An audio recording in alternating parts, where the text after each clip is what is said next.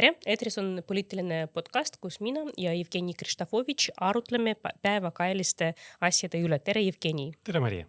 Ja täna me räägime ühest väga huvitavast ja võib-olla skandaalsest kokkuleppest Eesti prokuratuuri ja petturliku skeemi organisatsiooni korraldaja Artur Jermolaevi vahel. Kõik vist Eestis teavad sellest juhtumist.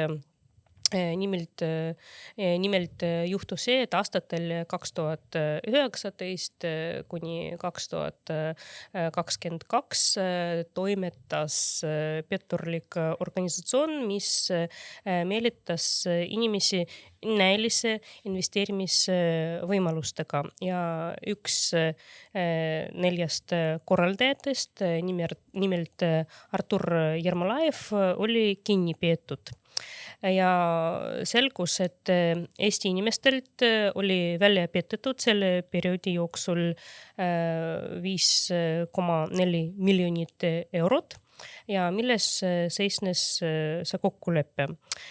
Artur Jermolaev maksis prokuratuurile summa suurusega 8,5 miljonit eurot ja pääses vabadusse. Ja sellest rahast ongi plaanis hüvitada Eesti inimeste kahjusid. Neid inimesi on circa 500. Ja mida ma tahtsin täna arutada? Tegelikult selline prokuratuuri otsus on pälvinud vähed suurt tähelepanu. Inimesed jäid väga kriitiliseks, sellepärast nende arvamusel prokuratuur ei käitunud, kuidas öelda, permehelikult. Et nende arvates oleks parem panna teda vangi nii pikaks ajaks kui võimalik ja konfiskeerida kogu vara. Ja seoses sellega mul on sinule küsimus, mis sa arvad juristina? Kas tõesti on võimalik selline olukord, et ole ainult 2 võimalust prokuratuuril? Kas me teeme see kokkulepe, et ta hüvitab neid raha ja me laseme teda vabadusse teatud tingimustel, et tal on keelatud sõita Eestisse 10 aasta jooksul ja tingimisi ta on süüdi mõistetud. Või teine võimalus, ta jääb Eestisse, istub vangis meie kulul, ma ei tea, 10-12 aastat ja Eesti ega kannatanud ei näe üldse neid raha. Kas on võimalik, et ole ainult 2 varianti?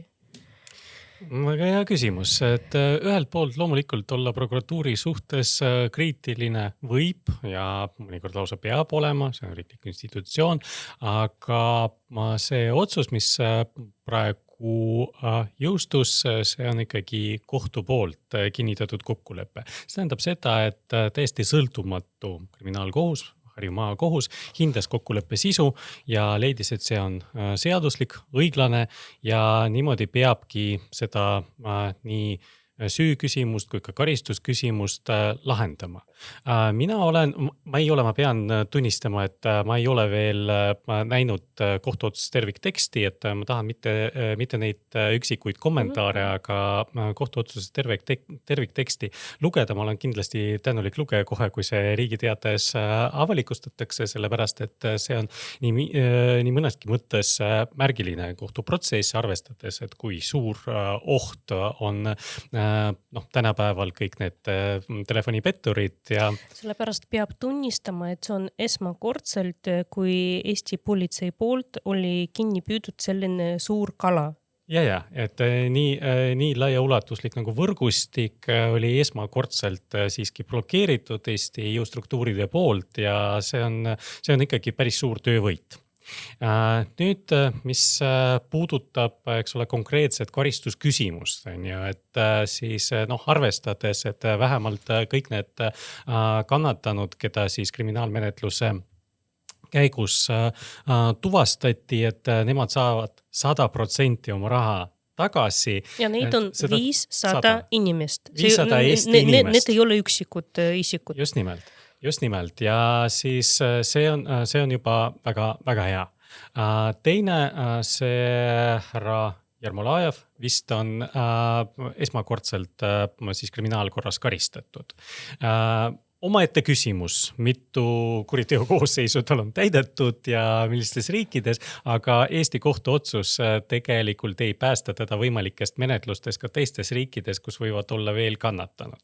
See, et selle üsna ajaliselt limiteeritud selle kohtueelse ja kohtumenetluse käigus ei suutnud tuvastada teistes riikides neid episoode, eks ole. Tegelikult teistes riikides need episoodid olid tuvastatud ja teised riigid olid ka teavitud selles, et meil on selline vend olemas ja kui te teda vajate ja tahate teha neid menetlusi tema suhtes, et palun väga, et aga nemad ei teinud mitte ühtegi menetlustoimingut. Nemad keegi ei tahtnud teda endale. Sellepärast minu jaoks see oli suureks üllatuseks, sellepärast tekkis selline tunne, et Eesti justkui üksinda võitleb nende petturite vastu, aga teised riigid, kelle elanikud ka said kannatada, jäävad päriselt ükskõikseks. Just.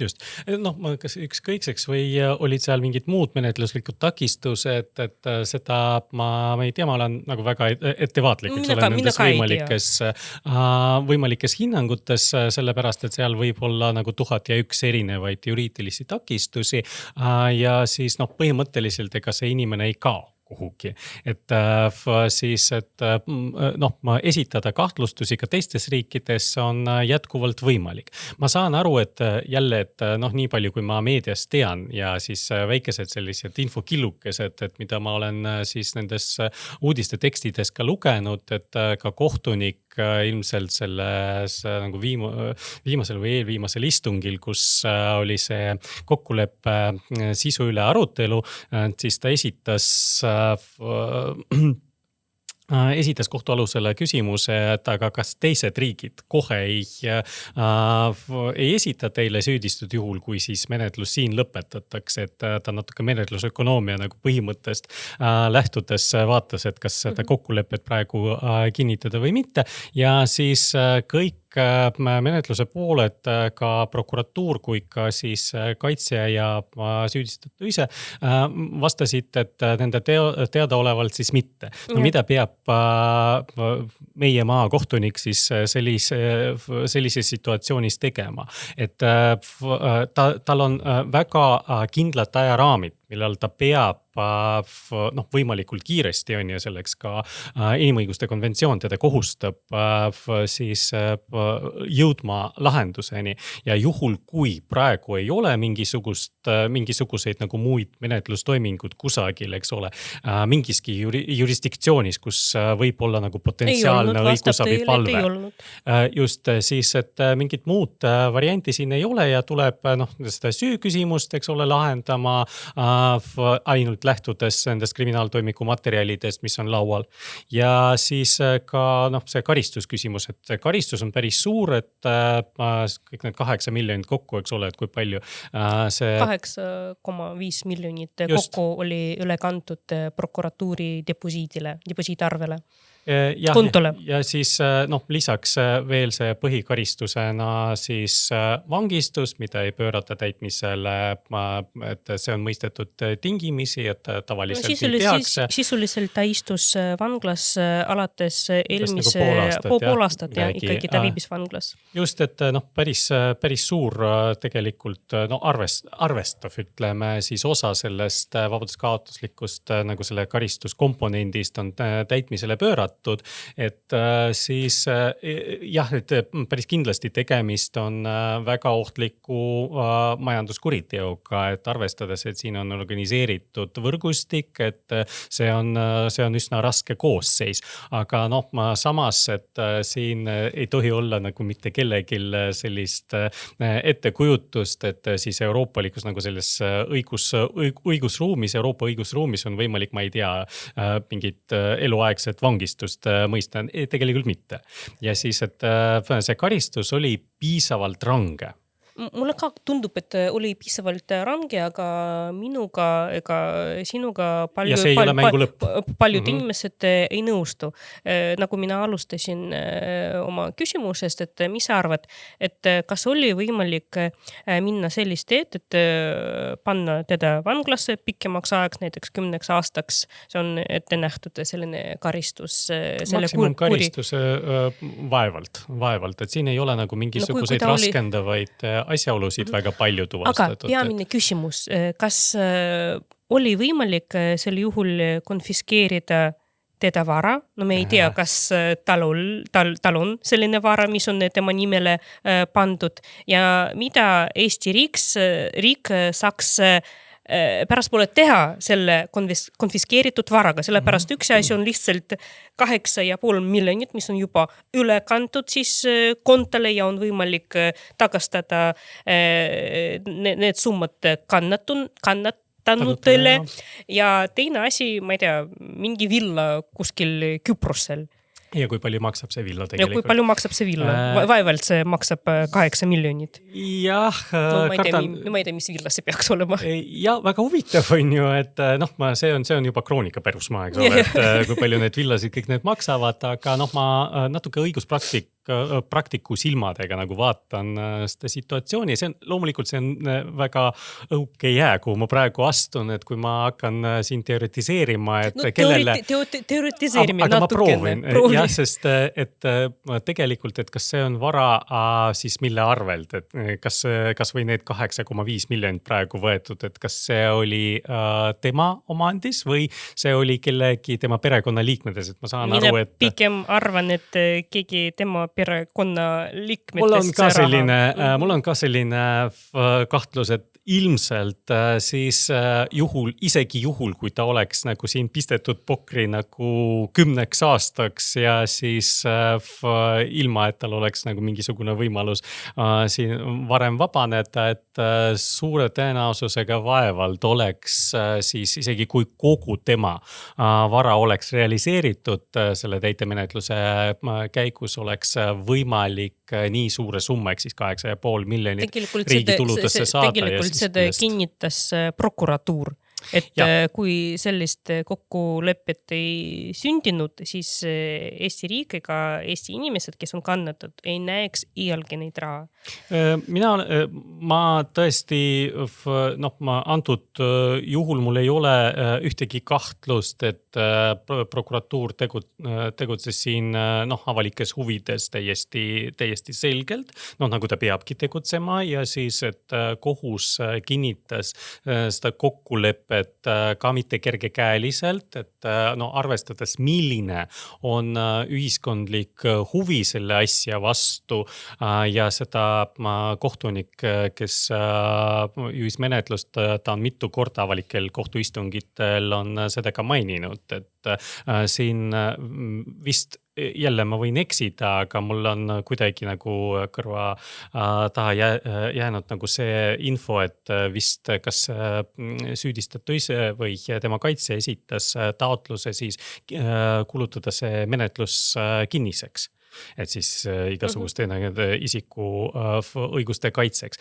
Aga kohtunik vist on lahendanud seda taotlust, ütles, et ei ole võimalik selle pärast, et see avalikkuse... Ma arvan, see on täiesti õigustatud, selle pärast võtte arvesse seda, milliste mahudega raha välja peedetakse Eesti inimestelt, et see asi lihtsalt pidi olema avalik. Ja nii palju, kui ma mäletan, jälle ma võin eksida, aga vist oli seal üks põhjendus, miks taheti seda salastada, et siis, et see isik, kes on suure tõenäosusega juba toona oli selge enne, kui kohtuotsus jõustus, et suure tõenäosusega pani toime selle kuriteo, et et siis ta võib olla nagu rahvusvaheliste kuritegeliku struktuuride nii-öelda sihiks pärast. Ja siis, et arvestades, mida tema nii-öelda kolleegiga tehti seal Dubais ja Ühendemiraatides või kus ta oli, eks ole, et ta on samast vist oblastis isegi pärit, et kus ta ei suutnud pärast matta isegi ühes tükis, et raha on suur ja siis on viha ka suur inimestel. Siis, et ta võib olla siis selliseks sihiks ka siis neile, kes tahavad seda raha ilma igasuguste juriidiliste protseduuride tema käest saada. Aga siis Eesti kohus ikkagi otsustas, et Eesti avalikkuse huvi on nõndavõrd suur ja see kaalub üle igasuguseid neid muid siis kaalutlusi ja tuleb sellest kõigest nii nagu on avalikult rääkida. Ja veel kord seda tuleb, ma arvan, siin veel kord rõhutada, et see ei ole üldsegi mängu lõpp, et siis teistes riikides, kus inimestele on samamoodi selle sama võrgustiku poolt siis tekitatud kahju, see on teine episood ja siis selles episoodis ta ei ole veel süüdi mõistetud. Ja seda enam, et selle organisatsiooni eesotsas oli neli tegelast, 4 inimest ja ainult üks nendest, see Artur Jermalaev, oli siis kinni püütud, aga 13 on veel vabaduses ja lihtsalt välja kulutatud tagasi otsivateks. Tere tulemast Eesti Vabariiki. Eesti ootab neid väga. Tõepoolest, et võib-olla see ei olegi väga halb, et nende inimeste jaoks. Ja nende nimed on teada muidu. Nad ei ole avalikustatud, aga nad on absoluutselt teada. Jah, et siis, et tooge raha, eks ole siia, et taotlege viisat, eks ole, kriminaalmenetluses osalemiseks. See on välismaalaste seaduses täiesti olemas nagu selline rida. Tulge siia, et tasuta hotell on ka, Tallinna vangla näeb väga šikk välja, et siis, et võib-olla see on isegi parem lahendus neile oleks, kui et see kohtumenetlus toimuks kusagil mujal. Et me suudame seda inimlikult, aga õiglaselt ära menetleda. Ja ma saan öelda veel üks kord, et kõige parem viis ennetada neid skeeme, et olla ettevaatlik, sellepärast inimesed peavad lihtsalt omama kriitilist meelt, ilma selleta kuidagi ei saa, sellepärast selle skeemisse oli kaasatud 1000 töötajad, kes ümber töötlesid inimesi, kõnelesid nendega, pakkusid neid investeerimisvõimalusi, et serverid toimetasid, et hoida üleval kogu sellist infrastruktuuri, kus need graafikud jooksevad ja näitavad, et milline tootlus on sinu aktsiates või ma ei tea, kuidas see oli korraldatud. Ei ole esimene ega viimane ja kahjuks need inimesed, kes osalevad nendes võrgustikes nii tavatöötajatena, et nemad sellest ka aru ei saa. Mina aeg-ajalt suhtlen nendega, et kui mulle helistatakse jälle ja siis mingi meeldiva häälega naisterahvas räägib mulle, et ta on mingi politseikomissar või midagi sellist. Ja siis ma üritan temaga eesti keeles rääkida, siis ta ütleb, et eesti keelt ei oska ja siis ma ütlen teile, et ärge muretsege, eks ole, et küll üks kord teid viiakse Eesti kohtu ette, siis saadetakse Eesti vanglasse jälle ja teile seal õpetakse pannakse toru selle jutu peale. Ei, mul oli teine kogemus, et ma siis rääksin, et tulevad nagu tasuta eesti keele kursused teile ja siis mulle öeldi, et ma kiusan siis tavalist töötajat, eks ole, siis ainult selle eest, et ta räägib vene keeles ja öeldi mulle, et mina olen russofoob. Issand jumal, et mina mõtlen selle üle, et millised perspektiivid tal on ja siis räägid talle kõik seda ausalt välja. Isegi näen mingisuguseid positiivseid asju, näiteks tasuta eesti keele kursused, aga ikka olen russofoob. No ma ei tea, mul ei vea kuidagi. Selge. Selle russofoobse noodiga lõpetame meie tänast podcasti. Ma tänan sind väga huvitava arutelu eest ja jälgime edasipidi, mis hakkab toimuma. Aitäh sulle ja järgmisel nädalal kohtume.